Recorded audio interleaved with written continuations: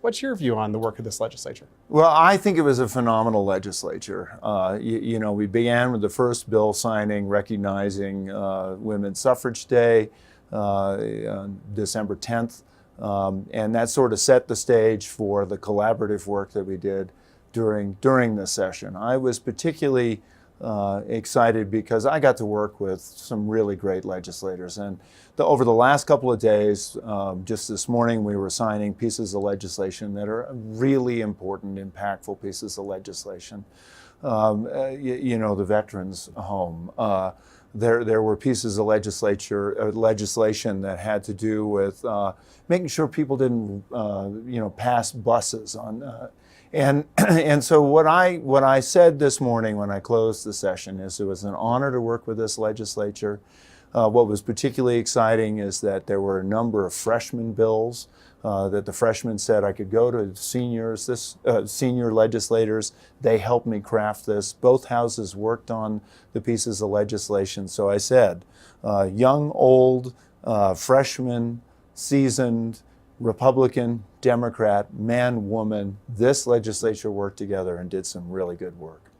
There were many, many issues that this legislature talked about, one of which was its supplemental budget, that you kind of stepped in a little bit during the session, asking the two bodies to work better together, is how I took from some reporting. Were they able to do that?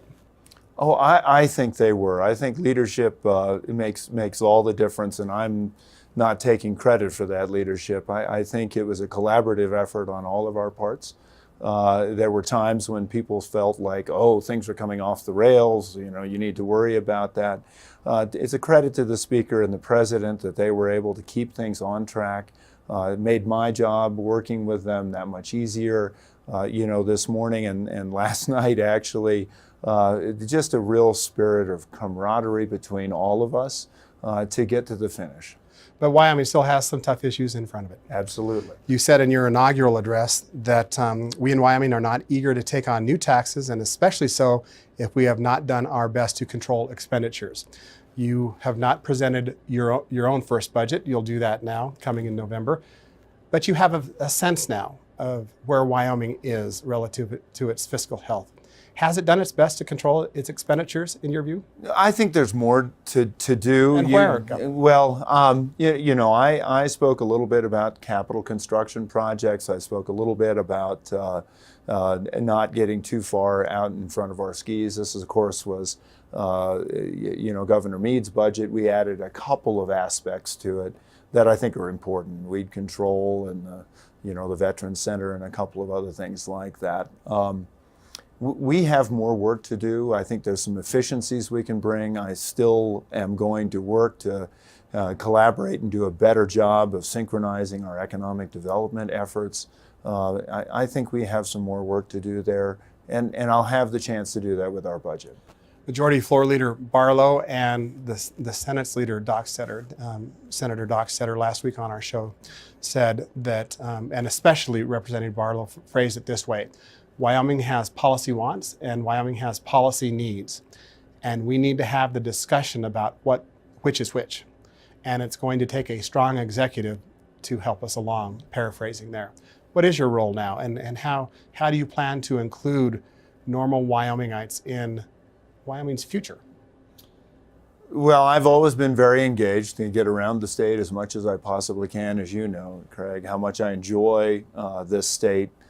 Top to bottom, east to west, it is a phenomenal state. And I listen very carefully to what people say. I've had, I believe, a very successful legislative session in being able to engage with this legislature to really talk about what we want to do with policy moving forward.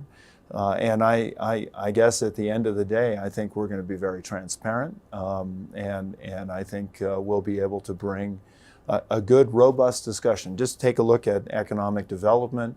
We're restructuring the way the Business Council is doing its work. I had a conversation about Endow, and I said, look, let's make sure that this economically needed diversification options for Wyoming program really has a purpose that's well defined and stated. I want it to help to outline what our future should look like and to give us options, not directions. But for example, one of the things I said is let's take a look at taxes. What do our taxes look like? And let's compare them to North Dakota or Kentucky, other conservative states. And see what happens if we lose our coal production, if we have a change in the gas production, if we see more wind production. What do these things do to our economy so that we can talk about this really forward-looking as opposed to, 1 year at a time? You've read the studies that have talked about, in fact, when you were treasurer, the studies came across your desk that talked about Wyoming's current energy-dependent tax structure. To expand on that a little bit, and that economic diversification, which is very important to you, will worsen the state's fiscal woes. So coupling all that together, does that make these discussions more critical at this time, or can it be a 3 to 5 year process that Representative Barlow talked about last week? I think it is a 3 to 5 year process. It's something my administration really is going to take up very seriously. And as I said, what we tend to do is we tend to look at session by session, and how do we make sure we don't raise taxes? How do we make sure that we keep our spending in control? And that's all very good on a very short term, kind of horizon. What's important, I think, is to understand where we want to be in 3 to 5 years, what the potentials could be should we see different scenarios. But my point is that people in Wyoming are smart. They understand what's at stake. And I think if we have a better understanding, one of the things I called for that Superintendent Balo and I have worked on is how do we make the state's budgeting process more transparent? How do we get our high schools involved? We're working together on a curriculum to do that. And I think that's going to be part of this discussion. I was a little bit disappointed this year that we didn't think about how we broaden our revenue sources. We are still very much at the whim of commodity prices, but that'll come. I want to challenge you a little bit there, because this legislature did think about it in the aspect of they considered a lodging tax, they considered the National Retail Fairness Act. Neither of those bills, about $60 million worth of revenue, give or take, involved in those bills, didn't make it to your desk. So there is discussion, but there are these walls that prevent really serious discussion from forwarding it. That said, what was your take on the lodging tax bill, and what was your take on the National Retail Fairness Act?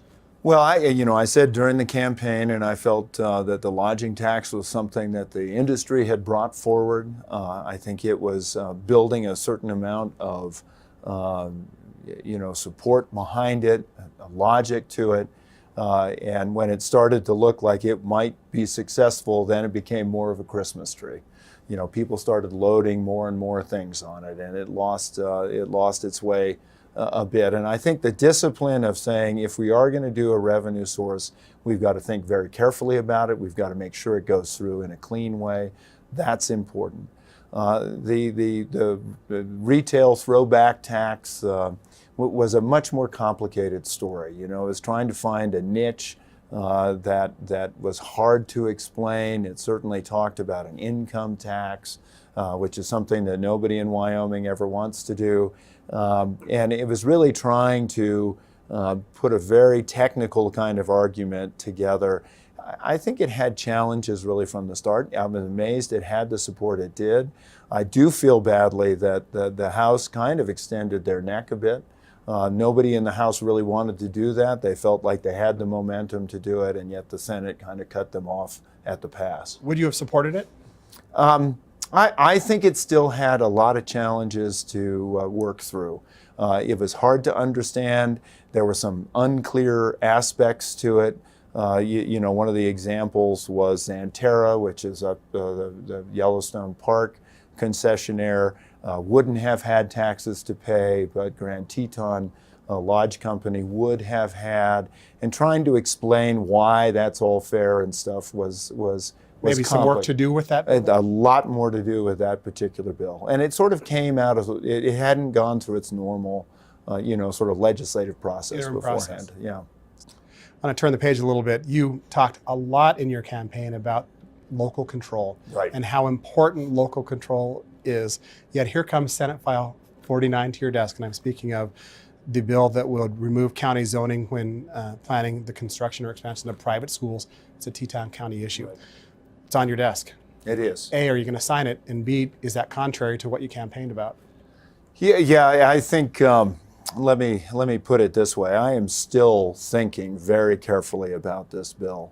As you point out, and I do feel very strongly about this. This is a local control issue. The circumstances around this particular set of issues, I think brought the legislature in a big way to talk about this because it was Teton County. I think the implications for other counties are pretty severe. I've been talking with the county commissioners and saying, how do we, because this was about Teton County. This was about Teton County did, Foster Freeze wrong. At least that's the way the issue was kind of laid out. And Foster just wanted to be able to build a school, and there were some technical pieces to that. The unintended consequences of this, I think, aren't well understood. And so regardless of whether I sign it or not, it is my intent to work with the county commission because at this point, it's only the counties that are affected by this. The towns can still put the same zoning requirements on. And so my intent here is to work with the county commission and the towns to make sure that we have a sensible approach to what local control should be. We have about 45 seconds left, Governor. Two things I want to get to. You were at the White House earlier this week. Yep. What governors did you visit with and become friends with? Brad Little, governor of Idaho, and I have become good friends. Governor Noem from South Dakota. There's a lot of good governors, particularly around this area. I did have a little bit of a dust-up with Governor Inslee of Washington. Governor Inslee is talking a lot about carbon sequestration, or basically, we need to have all renewables, and we're raising sea level and all that sort of thing. I brought him straight, I felt, talking about, look, let's solve the problem. Let's not, politicize it. Governor, this is our last interview in the Jonah building. Gonna miss this place? You can be honest. No, not really. I think it's going to be exciting to be back in the Capitol. This has certainly sufficed. This is the first time I've really had an office here. It was a little hard to be between two different offices. But I think one of the nicest things about going back to the Capitol, when we first moved in here, as you know, Craig, there's glass between the galleries and the chambers. And I always referred to that as, sort of a sneeze guard. And I'm glad a lot of ways, yeah. Yeah. so I'm glad that the thing protecting the salad is going away, and we will have that kind of straightforward connection. I think a lot of people, a lot of Wyomingites will look forward to July, Governor, when the new Capitol is the refurbished Capitol is dedicated and will be open for business. It'll be exciting. Thank you, Craig. Thank you so much for joining us, Governor. It's always a pleasure to visit with you. Always a pleasure.